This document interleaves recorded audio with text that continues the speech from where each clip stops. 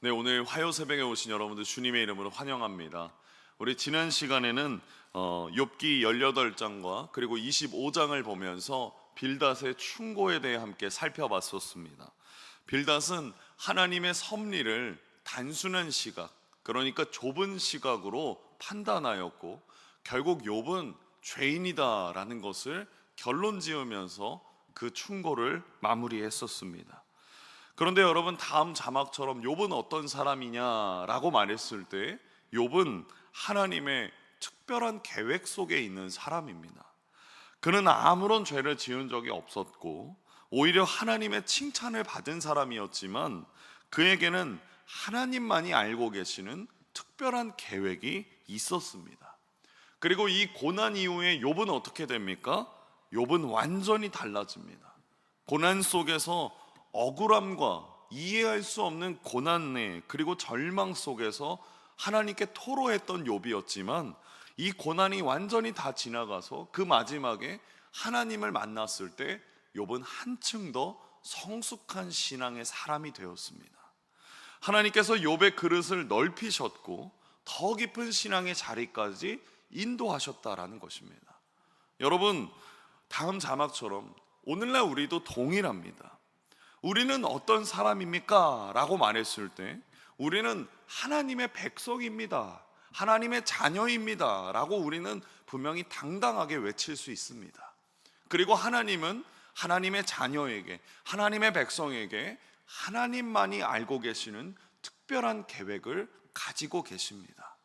그러므로 우리는 하나님의 백성으로 하나님의 계획이 있는 특별한 사람들이라는 것을 잊지 않기를 주님의 이름으로 축복합니다. 여러분, 우리의 삶에 좋은 일도 있고 나쁜 일도 있고 기쁜 일도 있고 슬픈 일도 있습니다. 그런데 그때마다 우리는 신실하신 하나님을 기억해야 합니다. 하나님은 말씀하신 것을 반드시 지키시는 분이십니다. 하나님은 하나님의 백성들을 지켜주시고 그리고 하나님의 백성들에게 특별한 계획을 가지고 계십니다. 그런 한층 더 성숙한 그리스도인이 되기를 주님의 이름으로 축복합니다. 오늘 본문은 20장에서 소발이 욥을 향하여 두 번째로 충고합니다. 그런데 소발은 욥에 대하여 굉장히 정의롭게 이야기하는 것 같지만 욥에 대한 공감이 전혀 없습니다. 왜 공감을 못하는지 본문 2절에서 그렇게 밝히고 있습니다. 우리 함께 2절 말씀 합독하겠습니다. 그러므로 내 초조한 마음이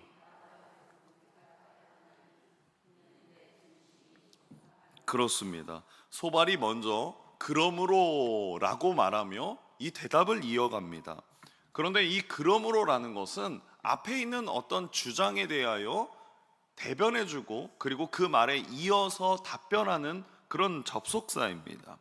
19장 25절에 욥은 이렇게 말했습니다. 같이 한번 합독하겠습니다.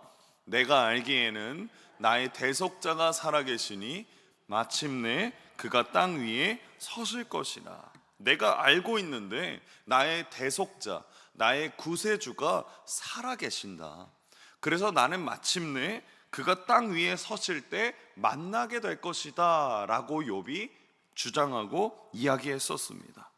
남들은 욥에 대하여 고난과 그리고 슬픔이라고 말하지만 그 삶이 욥은 하나님을 계속해서 찾고 있다라는 이야기를 19장에서 이야기해 줬습니다. 그리고 이 이야기를 누가 들었습니까? 오늘 본문에 소발이 들었습니다. 들었을 때 2절을 다시 보시면 욥의 고백을 보면서 소발이 이야기한 것입니다. 내가 너의 이야기를 들었는데 그러므로 내 초조한 마음이 나로 하여금 대답하게 한다. 이는 내 중심이 조급함이다 라고 말합니다. 그러니까 소발은 욥의 주장에 대하여 전혀 공감하지 못한다라는 것입니다. 이는 욥의 주장을 내가 들었을 때 내 만에 빨리 너에 대한 이야기에 대하여 말하기를 원한다라는 것입니다. 즉 욥의 고백은 엉터리 고백이고 더 이상 충고는 자제하려고 했으나 내 안에 분노가 치밀어 올라서 내가 빨리 너에게 대답하고 싶었다라는 이야기를 2절에서 소발이 밝히고 있는 것입니다. 여러분, 경청하지 않는 사람은 공감을 할 수가 없습니다. 경청하지 않으면 자기 말만 하려고 하는 사람은 상대방을 절대 이해할 수가 없습니다. 그 사람의 입장에서 공감하려면 어떻게 해야 합니까? 내 주장, 내 생각을 잠시 접어두고 그 사람이 어떤 이야기를 하는지 우리는 충분히 들어야 합니다. 아이들의 눈높이에 맞춘다라는 것은 아이들이 하는 것이 아니라 어른이 할 수 있는 것입니다. 진정한 어른은 어떤 사람입니까? 아이를 통제하려기보다는 어떤 나쁜 행동을 하는 아이를 보았을 때 이 아이가 왜 이런 행동을 할까 관찰합니다. 그리고 이 아이가 왜 이런 행동을 하는지 주의 깊게 생각해 보고 깊게 생각해야 그것이 어른이라고 말할 수 있는 것입니다. 본문의 소발은 욥의 이야기에 대하여 경청하려기보다는 공감하려기보다는 자신의 생각을 욥에게 관철시키고 자기의 주장만이 옳은 생각이라고 말하고 있는 것입니다. 그리고 이제 이 사고의 틀에 갇혀 있는 소발이 욥을 이렇게 정죄합니다. 5절 말씀 우리 함께 합독하겠습니다. 악인이 이긴다는 자랑도 잠시요 경건하지. 그렇습니다. 앞서 살펴본 모든 세 친구의 동일한 점은 욥을 악인이라고 지칭하는 것입니다. 소발은 악인의 자랑도 잠깐이고 경건하지 못한 즐거움도 잠깐이라고 이야기합니다. 즉 악인은 잠시는 번성할 수 있으나 필연적으로 그는 멸망한다라는 것을 얘기해주고 있습니다. 그리고 소발은 계속해서 다른 친구들과 같은 맥 안에서 주장하는데 욥은 결국 죄인이고 악인이고 회개하지 않으면 벌을 받는다라고 이야기합니다. 그리고 그 악인의 멸망에 대하여 12절부터 마지막 절까지 언급하는데 우리 12절과 그리고 13절, 14절 함께 합독하겠습니다. 그는 비록 악을 달게 여겨 혀 밑에 감추며 아껴서 버리지 아니하고 입 천장에 물고 있을지라도 그의 음식이 창자 속에서 변하며 뱃속에서 독사의 쓸개가 되느니라. 이 12절에 먼저 보시면 비록 악을 달게 여겨서 어디에 감춘다라고 말합니까? 혀 밑에. 우리가 맛있는 사탕을 먹을 때 혀 밑에 두어서 천천히 그 맛을 음미하며 녹여 먹는 것처럼 악인은 그렇게 악을 달게 여기며 혀 밑에 감춘다라는 것입니다. 그래서 공동 번역에 보시면 이 12절을 이렇게 번역합니다. 악을 씹어서 맛을 즐기고 혀 밑에서 살금살금 녹여 먹는다.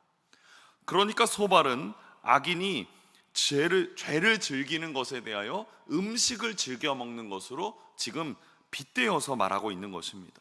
13절에도 보시면 아껴서 버리지 않고 입천장에 물고 있는 것처럼 악인이 얼마나 죄를 고집하고 죄를 좋아하고 그에 대한 욕심을 가지고 있는지 밝혀주고 있습니다. 그리고 그 욕심이 이제 어떻게 자신을 파멸시키는지 그 다음 절 15절과 16절 함께 합독하겠습니다.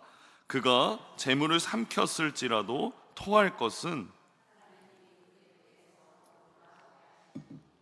그는 독사의 독을 빨며. 그렇습니다. 15절에 먼저 보시면 하나님께서 악인의 재물을 다시금 토하게 하심을 보여줍니다. 그리고 16절에 보면 죄의 쾌락에 빠져서 거기에 빠져나오지 못하는 것은 마치 독사의 독을 빨고 있는 것과 같은 것을 얘기해 줍니다. 여러분, 아무리 작은 죄라 할지라도 죄는 더 많은 죄를 불러오게 되어 있습니다. 그리고 그 죄 안에 무엇이 있습니까? 쾌락이 있습니다. 그 쾌락에 빠져서 사람들이 죄를 놓지 못하도록 악인은 그렇게 자신의 죄에 빠진다라는 것을 얘기해 줍니다. 그리고 그 죄의 결과가 결국엔 무엇이냐? 심판입니다. 그 심판의 키워드를 23절부터 마지막 절까지 소발은 심판의 중심으로 이야기하고 있습니다. 우리 23절 함께 합독하겠습니다. 그가 배를 불리려 할 때에 하나님이 맹렬한 진노를 내리시리니 음식을 먹을 때에 그의 위에 비같이 쏟으시리라. 악인이 음식으로 배를 불리려고 하면 무엇이 그에게 내립니까? 하나님의 맹렬한 진노가 그에게 내려져서 그는 그 진노로 배가 부를 것이다 라고 말합니다. 24절에 보시면 합독하겠습니다. 그가 철병기를 피할 때에는 놋 화살을 쏘아 꿰뚫을 것이요. 여러분, 이게 무슨 이야기냐면 간신히, 우리 속담에 보면 간신히 여우를 피했더니 그 뒤에 무엇이 등장합니까? 호랑이가 등장한다라는 것처럼 잠시 내가 이 철병기를 피했더니 그 뒤에는 놋 화살이 나를 쏘아서 꿰뚫을 것이다 라는 것을 얘기해 줍니다. 그리고 25절에 보면 몸에서 그의 화살을 빼낸 즉 번쩍번쩍하는 촉이 그의 쓸개에서 나오고 큰 두려움이 그에게 닥치느니라. 이것은 내 등에 화살을 맞았는데 그 화살이 어디까지 들어가 있냐면 쓸개까지 들어가 있습니다. 그래서 그 화살을 빼내면 결국에는 그것이 쓸개까지 박혀 있었던 상태였기 때문에 화살을 빼내는 순간 내가 죽는다라는 것을 이 25절에 악인은 결국엔 심판받고 죽음까지 내몰게 된다, 죽음을 맞이하게 된다라는 것이 소발의 계속된 주장입니다. 그리고 26절에 보십시오. 합독하겠습니다. 큰 어둠이 그를 위하여 예비되어 있고 사람이 피우지 않는 불이 그를 멸하며 그 장막에 남은 것을 해치리라. 큰 어둠과 사람이 피우지 않은 하나님이 피우신 불, 이것은 심판을 상징합니다. 그리고 그 심판은 누구에게 임합니까? 악인에게 임한다라는 것입니다. 그리고 27절에도 보십시오. 하늘이 그의 죄악을 드러낼 것이요 땅이 그를 대항하여 일어날 것인즉. 악인이 죄를 지은 것은 하늘도 알고 땅도 알아서 하늘이 악인을 기소하고 땅이 증인이 된다라는 것입니다. 그리고 마지막 28절과 29절입니다. 함께 합독하겠습니다. 그의 가산이 떠나가며 하나님의 진노의 날에 끌려가리라. 이는 악인이 하나님께 그렇습니다. 홍수가 나면 많은 것이 떠내려가듯이 하나님께서 진노하시면 그 진노가 홍수가 되어서 악인들의 재산이 떠내려갈 것이다 라고 말하는 것입니다. 모든 것이 떠내려가면 악인들이 당연히 받을 분량이고 기업인 것을 이 소발이 계속해서 얘기해주고 있는 것입니다. 여러분, 저는 오늘 이 말씀을 묵상하면서 어떤 생각이 들었냐면 다음 자막과 같이 우리는 항상 나 자신을 말씀 안에서 점검해야 됨을 오늘 이 말씀을 보며 들었습니다. 여러분, 우리는 죄의 본성을 가지고 있는 존재입니다. 그래서 무엇이 있냐면 내가 죄인이라는 사실을 거의 망각하면서 살아갑니다. 그 망각과 잊어버림에는 무엇이 있냐면 하나님의 은혜를 잊어버릴 때가 있고 하나님의 사랑을 내가 망각하기도 한다라는 것입니다. 하나님의 은혜로 지금까지 살아왔고 하나님의 사랑과 능력으로 하나님의 일들을 해왔지만 내가 망각하고 내가 그것을 잊어버리는 순간 내 안에 무엇이 드러나냐면 교만함이 드러납니다. 다른 이들을 향하여서 손을 내밀어 주는 것을 주저하게 되고 마음을 주어서 기도했던 것들이 내 안에 사라지게 되고 그 안에 모든 것이 나로만 가득해지는 것입니다. 그래서 우리는 항상 말씀 안에서 우리를 점검하고 단련해야 합니다. 건강을 지키려는 사람들은 자기 몸을 건강하게 점검하고 단련합니다. 문제가 생기면 어떻게 합니까? 내 건강에 문제가 생겼을 때 바로 병원에 가서 처방을 받고 의사의 진료대로 치료받습니다. 몸의 건강도 그러한데 영혼의 건강은 어떠하겠습니까? 우리의 영혼은 어떤 상태에 있는지 우리는 매 순간 점검해야 되지 않겠습니까? 내 안에 교만함이 또 나오는지, 내 안에 또 하나님을 잊어버리진 않았는지 우리는 항상 점검해야 합니다. 영혼도 건강하게 성장하려면 항상 자기 진단과 점검이 필요합니다. 영혼의 의사에게 찾아가서 진단을 의뢰할 수도 있고 그 진단대로 스스로 점검하고 관리할 줄 알아야 합니다. 주님은 우리에게 스스로 점검할 수 있도록 말씀을 주셨습니다. 그리고 그 말씀은 우리를 비추는 거울이 되어서 우리의 모습을 적나라하게 보게 해주십니다. 나의 삶에 얼마나 주님의 성품이 나타나는지, 얼마나 주님의 열매들이 맺혀지고 있는지, 말씀에 대한 나의 자세와 나의 태도와 나의 순종을 살펴보면 나의 모습을 점검할 수 있습니다. 사랑하는 성도 여러분, 나에 대한 점검이 없다면 소발처럼 다른 사람에 대한 악담을 퍼부을 수 있고 위로자가 아니라 가해자가 될 수 있습니다. 여러분, 소발은 이 세 번째 충고가 아니라 이 두 번째 충고에서 그칩니다. 사람은 마지막으로 기억된다고 하지 않습니까? 소발의 마지막 모습은 어떻습니까? 성숙하지 못한 모습인 것 같습니다. 욥을 위로하러 찾아왔지만 스스로의 생각이 빠져서 욥을 정죄하고 그 마음을 아프게 만들었습니다. 소발이 욥에게 하는 모든 말은 맞는 말이고 실제로 하나님이 악인에게 행하시는 일들이 맞습니다. 그러나 소발은 진실로 중요한 사실을 보지 못했습니다. 바로 욥이 그 악인이 아니었다라는 사실입니다. 하나님의 뜻과 그리고 하나님의 선하신 계획을 모르는 사람은 과정만 보고 결과로 판단해버리는 실수를 합니다. 바로 잘못된 정죄를 하는 것입니다. 여러분, 율법에 사랑이 없으면 사람을 죽이는 정죄에 불과합니다.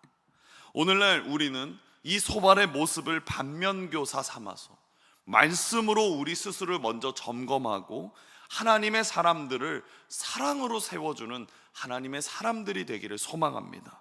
기도로 중보해주고 말씀으로 나 스스로를 먼저 점검하며 다른 이들을 향하여 넓은 마음과 사랑의 손길을 베풀 줄 아는 하나님의 사람들이 되고, 오늘 하루 우리의 입이 하나님을 찬양하고 다른 사람을 세워주고 하나님의 나라를 세워가며 하나님의 축복을 전하는 그런 귀한 화요일이 되기를 주님의 이름으로 축복합니다. 기도하겠습니다.